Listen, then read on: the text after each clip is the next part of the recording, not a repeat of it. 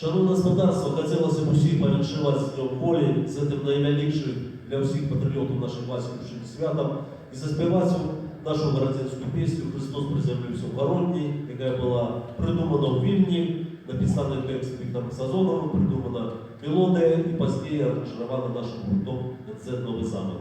Усіх віншуємо зі святом.